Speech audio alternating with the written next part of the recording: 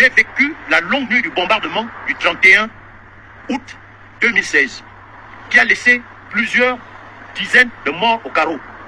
J'étais là, j'ai soulevé ces corps inertes, j'étais au four et au moulin, et j'ai été pris la nuit du 1er septembre, la matinée du 1er septembre 2016. J'ai été mis dans une fosse septique à la DGR.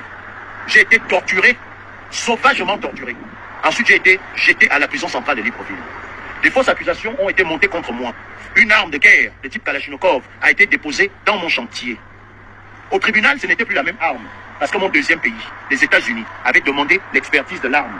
Nous étions passés donc d'une arme de guerre type Kalachnikov à un fusil d'oiseau. Il n'y avait plus de chargeur, il n'y avait plus de balles. Le peuple gabonais était témoin.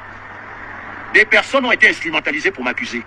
Elles ont toutes refusé de porter cette croix le jour du jugement.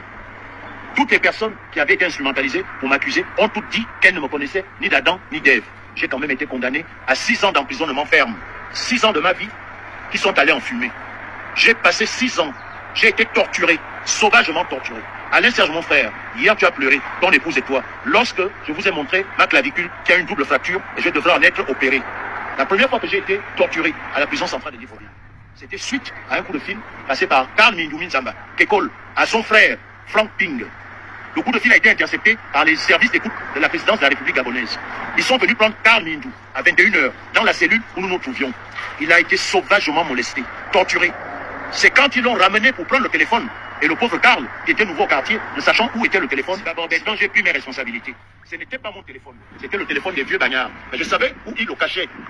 Mais pour sauver la vie de Karl Mindou Nzamba, je suis allé prendre ce téléphone et il n'attendait que ça. J'ai été torturé à mort.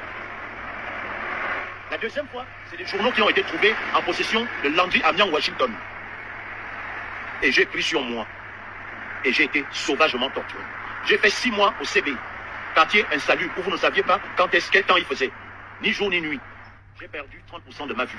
Le seul habit que j'ai porté pendant 6 mois était un caleçon. Vous ne pouviez pas porter un t-shirt, tellement la chaleur était caniculaire. Ensuite, j'ai été envoyé au CA, où j'ai passé 4 ans et 3 mois en présence des fous, des malades mentaux, comme ceux que vous voyez déambuler dans les rues de Libreville, tout nus. Ils sont encore à la prison centrale de Libreville. Tout le peuple peut aller les voir. Alors quand j'entends, après avoir subi tout ça, on m'a proposé le poste de ministre depuis 2017, 2018, 2019. 3 mois avant ma sortie de prison, Ali Bongo Ondimba a envoyé le général Oligui me rencontrer. Il m'a été proposé le poste de vice-président de la République du Gabon et à être dédommagé à plusieurs milliards de francs CFA. Je l'ai écrit dans une lettre testamentaire qui a fait le tour de la planète.